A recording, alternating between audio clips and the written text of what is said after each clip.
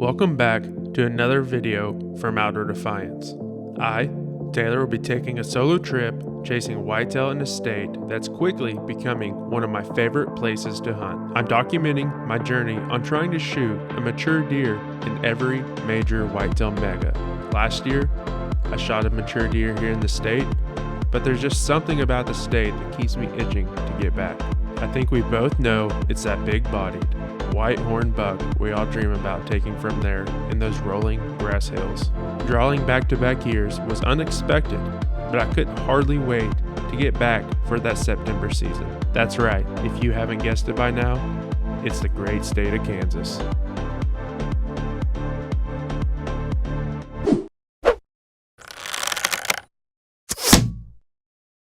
Two weeks before the season, my brother-in-law Dylan, who filmed for me last year, and I decided to do an overnight camping / scouting trip. Drawing two units that I've never been to, I had one goal in mind: to cover as much ground as possible. The first morning we pulled up to the first spot and saw a bachelor group of 6 bucks that were all shooters. 2 of them were definitely north of 150 inches. We didn't slow down passing them in hopes we could go up the road and turn around and get some footage of them as we came back. To our luck, they had crossed off the bean field into a windrow, and all we saw was the hind ends of them sneaking off into an uncut cornfield. This is when I knew I could possibly fill my tag with a Kansas stud.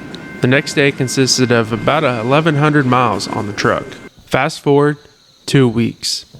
I packed the truck and headed north, but this time I was solo. This trip hit the heart a little more, as this time I was leaving my wife home as she was expecting and carrying my beautiful baby girl. A feeling I didn't know would hit until I waved by and watched her watch me leave in the rearview mirror. Upon arrival in Kansas, I had just around 8 hours to do some last minute scouting before the sun went down, and the next time it came up, season would be here. The 10-day forecast showed 85 degrees and rain for the first 6 days, backed by a cold front that weekend. With work and the heat, I figured it'd be best to hunt the best spots in the evenings, and in the mornings go watch over places for the first 30 minutes to an hour, and then get back to put my 8 hours in. Every hunt, I was on deer, just not the size. I was seeing the sign of big deer, but they're doing what they do best and not showing themselves. On the 4th day, I found this buck in a bean field that was surrounded by public. He eventually bedded down. I went back, finished my work, and headed back to a wooded draw that I watched him use that morning that led to a pond. I spent the next 2 days after him, but couldn't make a plan to get him in front of me to take my opportunity.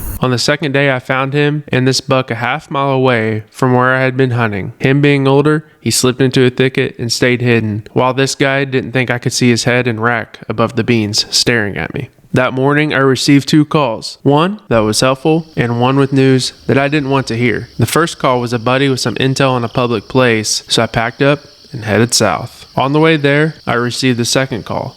It was my wife telling me that one of our friends had passed away unexpectedly over the night. I decided then and there I was probably needed more at home than I was needed where I was. I told her, just give me this evening and tomorrow and I'll make it home to be with everyone. As I pulled into the new spot, instantly there was a rub after rub after rub. I knew the lead was correct. I was in the right spot. And here is how it all played out. Alright guys, so just pulled into a new area to check it out. Got word that there's some decent deer in here. Check this out.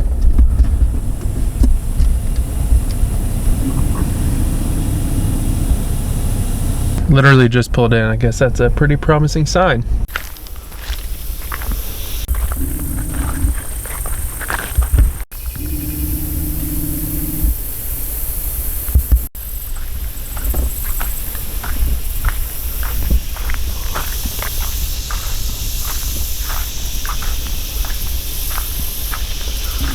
Good grief, check this out.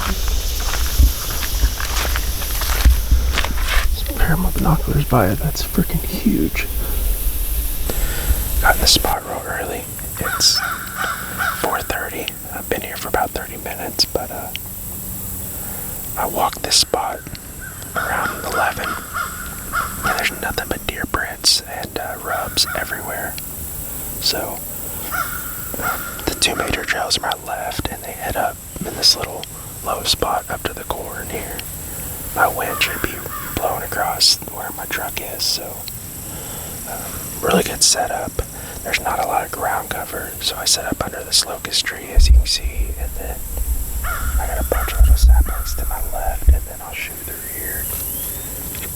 counted 15 or 16 rubs between the backside of this field and this side. The only thing that kind of sucks about today is I can't see the little enclosed field, but I was more impressed with what I saw right down here than I was back there. But it was a harder soil, so stuff could hide. But I really think we have a chance to see a big one here.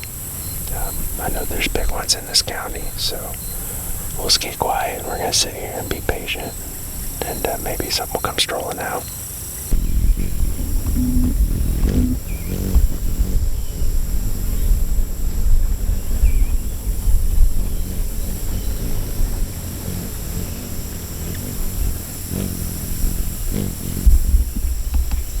Well, that was kind of the craziest thing I've had happen in a while.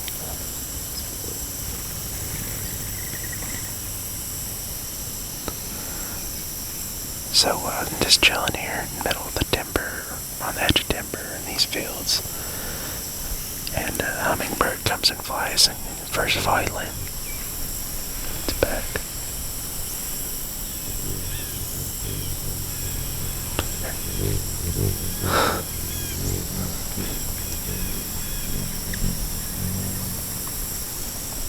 That's wild. I'm getting chills. But I'm highly fascinated with hummingbirds. And, I feed them every year. My deer cabin, it's something me and my dad and brother have always done. There's like 50 to 75 out there. And at my house, I feed them and they've been growing. And this year I had 18. But, I just want to tell you guys, cool, I'm getting chills over this. I just want to tell you guys, when I walk, or before I hunt, I get down on a knee, or sometimes if I get in and I forget, but I try not to forget. But when I pray, I always ask God, let me see something tonight that makes me think of you. And that right there did it. That was probably the most bone-chilling experience I've had. I honestly got a little teary-eyed because that was definitely crazy. And then I can start an interview, and she comes back. That's wild. But I want you guys, if there's anything in this video, I want you guys trying to pray every time you go in and hunt, or before. Don't pray for you. Pray. You can pray for you, but make it a point to pray about someone. I always try to think outside the box when I pray, and if someone hits my mind, I pray for them. And sometimes I just ask God to shine light to someone that's not having a good day, and let them see something that knows you're alive and have a good day. And I pray for safety for me hunting, and not only me hunting, but for everyone else out here, that they can see something that God sends to just let them think about God. Because, Sunday's not the only day you can be in church. Every day I'm in the outdoors, I experience stuff that puts me closer to Him. And that right there just hit me hard, and I felt like I need to make a little video about it.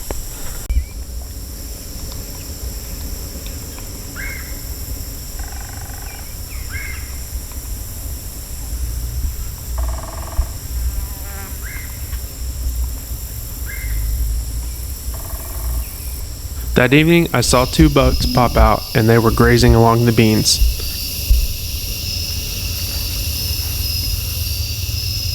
A few minutes later in the tree line, I saw a third one working his way out, and all I could tell was that he was past his ears. With 10 minutes of light left and needing to close the distance to 120 yards, I made a move. I hit a ditch and started working my way towards them. I closed the distance, got everything set up for a shot, and Big Boy slipped into the tree line, leading to a cornfield. Next morning, the cold front had pushed in and the wind had switched. I located a ditch the previous day that led to the backside of this field. There was not a single deer print in this ditch, so I figured that was the best route to sneak in. The morning I get set up, shooting light hits, and boom, there's a mid-130s to 140s 10 point. But as it never fails, he had walked right down the ditch and had caught my wind. 3 minutes later, I noticed the wind kind of made a change, and a doe comes out, catches my wind, blows, and leaves the area. I decided it'd be best to back out early due to the wind shifts and knowing I had one more hunt that night and didn't want to bust everything out of the county.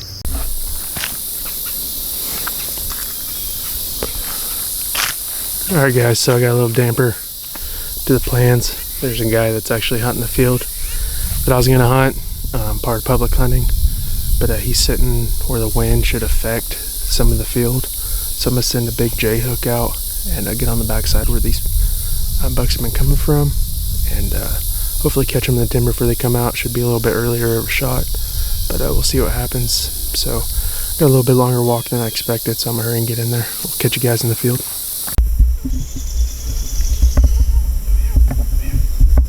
Alright, we got in here. I'm next to a big tree.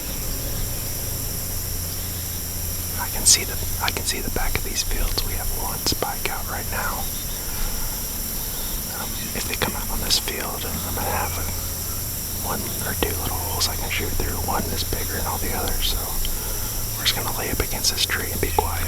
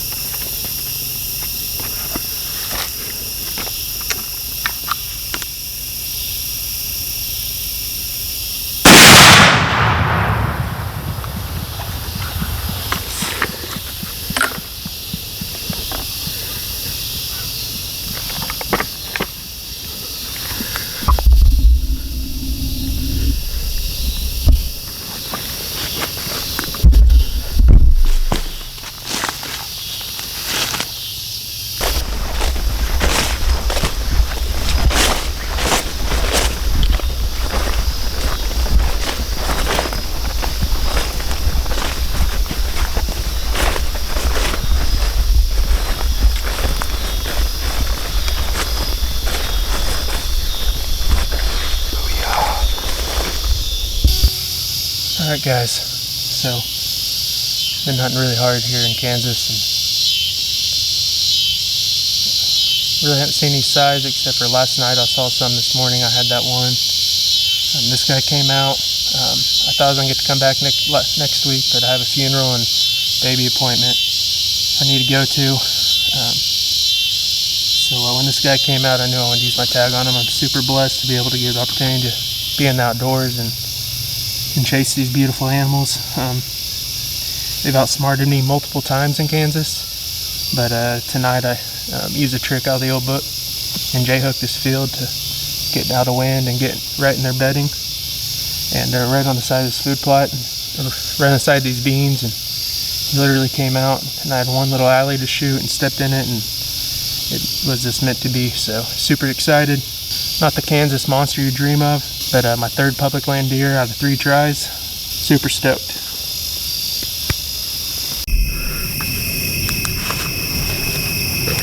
Alright y'all, just want to document this. Got it all brought out. My physique isn't made for this, but I did it. Wasn't that bad. Now I got to debone it so I can go back to Oklahoma because you can't take bones across the state line due to CWD or braid matter. So I'm gonna do that here real quick. Run to Casey's. Hopefully they have a hot box pizza sitting there waiting on me. And I'm going home. Another one on public land.